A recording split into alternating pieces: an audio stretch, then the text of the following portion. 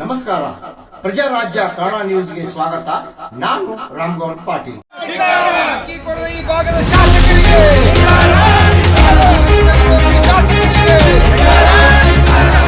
ಸಂಕೇಶ್ವರ್ ಹಿರಣ್ಯಕೇಶಿ ಸಕ್ಕರೆ ಕಾರ್ಖಾನೆ ರೈತರ ಬಾಕಿ ಬಿಲ್ ನೀಡುವಂತೆ ಹಿರಿಯ ನಿರ್ದೇಶಕ ಶಿವಪುತ್ರ ಶಿರ್ಕೋಳಿ ಅವರಿಗೆ ರೈತ ಸಂಘಟನೆ ಪದಾಧಿಕಾರಿಗಳಿಂದ ಇಂದು ಮನವಿ.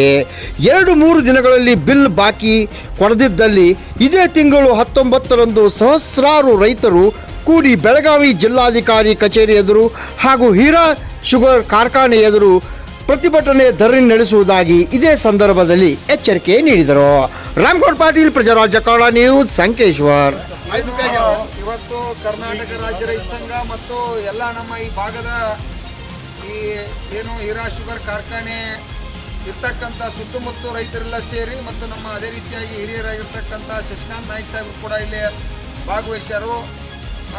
ಉದ್ದೇಶ ಏನಪ್ಪಾ ಅಂತಂದ್ರೆ ಸುಮಾರು ಜನವರಿಯಿಂದ ಇಲ್ಲಿವರೆಗೆ 4-5 ತಿಂಗಳಾದ ರೈತರ ಕಬ್ಬಿನ ಬಾಕಿ ಕೊಟ್ಟಿಲ್ಲ. ಸುಮಾರು 84-85 ಕೋಟಿ ರೂಪಾಯಿ ಇವತ್ತು ಬಾಕಿಯನ್ನು ಈ ಕಾರ್ಖಾನೆ ಆಡಳಿತ ಮಂಡಳಿ ಉಳಿಸ್ಕೊಂಡೈತಿ. ಅದು ನಮ್ಗೆ ರೈತರಿಗೆ ಭಾಳ ಇವತ್ತು ಅನ್ಯಾಯ ಆಗೈತಿ. ಯಾಕಪ್ಪ ಅಂತಂದ್ರೆ ನಾವು 12 ತಿಂಗಳ 13 ತಿಂಗಳ ಕಷ್ಟಪಟ್ಟ ಇವತ್ತು ಕಬ್ಬನ್ನು ಬೆಳೆಸ್ತು. ಇಲ್ಲಿ ಇದು ನಮ್ಮ ಸಹಕಾರಿ ರಂಗ ಕಾರ್ಖಾನೆ ಐತಿ. ನಮ್ದೆಲ್ಲ ಇಲ್ಲಿ ವ್ಯವಸ್ಥಾಪಕ ಚಲೋ ಐತಿ, ನಿರಂತರವಾಗಿ ಬಿಲ್ ಕೊಡ್ತಾರೋ ಒಂದು 15 ದಿವಸನಾಗ ಅಂತೇಳಿ ನಾವೆಲ್ಲ ಅಭಿಮಾನಲೇ ಇವತ್ತು ಕಬ್ಬನ್ನು ಕಳಿಸಿದ್ವು. 5 ತಿಂಗಳಾದ ಬಾಕಿ ಬಂದಿಲ್ಲ. ಹೀಗಾಗಿ ಭಾಗದ ರೈತರಿಗೆ ಭಾಳ ನೋವಾಗಿ ಸಾಕಷ್ಟು ಜನ ಇವತ್ತು ತೊಂದರೆ ಅನುಭವಿಸತ್ತಾರೋ. ಎಷ್ಟೋ ಜನ ಮಾನಸಿಕವಾಗಿ ಇವತ್ತು ಹಿಂಸೆಯನ್ನು ಅನುಭವಿಸತ್ತಾರ. ಯಾಕೆ ಈ ಕಾರ್ಖಾನೆಗೆ ಬಂದು ಇಲ್ಲಿವರೆಗೆ ತನಿಖೆ ಮಾಡಿಲ್ಲಪ್ಪ ಅಂತಂದ್ರೆ ಈ ಕಾರ್ಖಾನೆ ಆಡಳಿತ ಮಂಡಳಿ ಚಲೋ ಅದಾರೋ, ಎಲ್ಲರೂ ಒಂದು ಉನ್ನತ ಮಟ್ಟದಾಗ ಇರ್ತಕ್ಕಂಥವ್ರು. ಈ ಮತ್ತು ಅದೇ ರೀತಿಯಾಗಿ ಈ ಕಾರ್ಖಾನೆ ವ್ಯವಸ್ಥಾಪಕ ನಿರ್ದೇಶಕರ ಈ ಭಾಗದ ಶಾಸಕರ ನಿಖಿಲ್ ಕತ್ತಿ ಅವರ ಶಾಸಕರದಾರ. ಅದೇ ರೀತಿಯಾಗಿ ಮತ್ತು ಈ DCC ಬ್ಯಾಂಕ್ ಅಧ್ಯಕ್ಷ ಸಾಹೇಬರು ಕೂಡ ರಮೇಶ್ ಕತ್ತಿ ಸಾಹೇಬ್ರದಾರು. ಇವ್ರಿಗೆಲ್ಲ ಅನುಕೂಲ ಇರ್ತೈತಿ. ಏನೋ ಹಂಗೆ ಹೆಚ್ಚ ಕಡಿಮೆ ಇತ್ತನಲ್ಲ ಇವೆಲ್ಲ ಪ್ರಾಬ್ಲಮ್ ಆದ್ರೆ ತಕ್ಷಣ ಏನಾರು ಅಡ್ಜಸ್ಟ್ಮೆಂಟ್ ಮಾಡಿ ಈ ರೈತರು ಬಾಕಿ ಕೊಡ್ತಾರೋ ಅನ್ನುವಂಥ ವಿಶ್ವಾಸ ಇಟ್ಕೊಂಡ ಇವತ್ತು ನಾವು ಕಬ್ಬಿನ ಬಿಲ್ ಕಳಿಸಿದ್ವು. ಇಲ್ಲಿವರೆಗೆ ಕೊಟ್ಟಿಲ್ಲ. ಇದ್ರೊಳಗೆ ಸಂಪೂರ್ಣ ಈ ಭಾಗದ ಶಾಸಕರು ವೈಫಲ್ಯ ಆಗ್ಯಾರು. ಇಲ್ಲಿರ್ತಕ್ಕಂಥ ವ್ಯವಸ್ಥಾಪಕನು ವೈಫಲ್ಯ ಆಗೈತಿ. ಈಗಾಗಲೇ ಮೊನ್ನೆ ನಾವು ಈಗ ಒಂದು 8 ದಿವಸದಲ್ಲಿ ಹೋರಾಟ ಮಾಡ್ಬೇಕಂತ ಚರ್ಚೆ ಮಾಡಿದ್ವು. ಅವಾಗ ನಮ್ಮ ಹಿರಿಯರಾಗಿರ್ತಕ್ಕಂಥ ಶಶಿಕಾಂತ್ ನಾಯ್ಕ ಸಾಹೇಬ್ರಿಗೆ ಏನು ಹೇಳ್ರಪ್ಪ ಅಂದ್ರೆ, ಇಲ್ಲ ನಾವು ಶುಕ್ರವಾರ ಶನಿವಾರ ಒಳಗೆ ರೊಕ್ಕ ಜಮಾ ಮಾಡ್ತೀರಿ, ಹೋರಾಟ ಏನು ಬೇಡ, ಮಾಡೋದು ಬೇಡ, 100% ಮಾಡ್ತೀರಿ ಅಂತ ಹೇಳಿದ್ರು. ಇವತ್ತು ಶುಕ್ರವಾರ ಶನಿವಾರ ಇವತ್ತು ಆಗಿಲ್ಲ. ಮುಂದೂ ಕೂಡ ಇವ್ರ ಮೇಲೆ ನಮಗೆ ವಿಶ್ವಾಸ ಉಳಿದಿಲ್ಲ. ಯಾಕಂತಂದ್ರೆ ಇಷ್ಟೆಲ್ಲ ಅನುಕೂಲ ಇದ್ದವ್ರನ್ನ, ಶಾಸಕರು ಇದ್ದವ್ರನ್ನ, ಈ ಆಡಳಿತ ಮಂಡಳಿ ಇದ್ದವ್ರನ್ನ ಕೊಟ್ಟಿಲ್ಲ ಅಂದ್ಮಲ್ತ.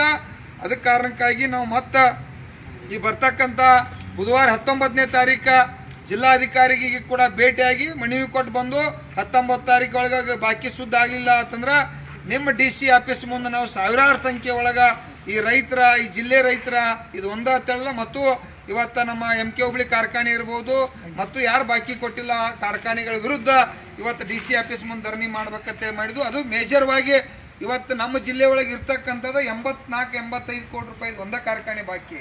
ಉಳಿದು ಕಾರ್ಖಾನೆಗಳು ಕಡಿಮೆ ಬಾಕಿ ಅದಾವು, ಅವರು ಕೊಡ್ಬೇಕ. ಕಡಿಮೆ ಬಾಕಿ ಇದ್ರೂ ಕೊಡಬಾರ್ದಲ್ಲ. ಇದು ರೈತರಿಗೆ ಭಾಳ ದೊಡ್ಡ ಬಾಕಿ ಕೊಡಬೇಕಾದ ವಿಷಯ ಐತಿ. ಇವ್ರು ಕ್ಲಿಯರ್ ಮಾಡಬೇಕಾಗಿತ್ತು. ಈಗೆಲ್ಲ ಇವ್ರು ನಮ್ಮ ಆಡಳಿತ ಮಂಡಳಿಯವರು ನಮಗೆಲ್ಲ ವಿಶ್ವಾಸನ ಕೊಡತ್ತಾರ, ಇಲ್ಲ ನಾವು ಮಾಡ್ತು ಅಂತೇಳಿ. ಈ ಆಡಳಿತ ಮಂಡಳಿ ಮೇಲೆ, ಈ ಡೈರೆಕ್ಟರ್ ಮೇಲೆ ನಮಗೆ ವಿಶ್ವಾಸ ಮಹತ್ವ ಅಲ್ಲ. ಚೇರ್ಮನ್ರ ಒಬ್ಬರು ಅಧಿಕಾರದಾಗಿರ್ತಕ್ಕಂಥವ್ರ, ಅನುಕೂಲಸ್ಥರಿರ್ತಕ್ಕಂಥವ್ರು ಕೊಡಬೇಕಾಗಿತ್ತು. ಈ ಕಾರ್ಖಾನೆ ಹೆಸರು ಉಳಿಸ್ಬೇಕಾಗಿರ. ಈಗಾರು ಹೇಳತ್ತು ಇವತ್ತು ನಾಳೆ ಸೋಮವಾರ ಮಂಗಳವಾರ ಏನೋ ಟೈಮಿಂಗ್ ಐತಿ, ಅದ್ರೊಳಗಾಗಿ ಬಿಲ್ ಅವರ ಸೂಟಿದ್ರು ಜಮಾ ಮಾಡ್ಬೋದು ಮನಸ್ಸು ಮಾಡ್ರ ಅಂತ ಸರ್ಕಾರಕ್ಕೆ ವ್ಯವಸ್ಥೆ ಇರ್ತೈತಿ. ಅಂಥದ್ದು ಯಾಕಪ್ಪ ಅಂತಂದ್ರೆ ರೈತರಿಗೆ ನಮಗೆ ರೊಕ್ಕ ಬೇಕಾಗೈತೆ.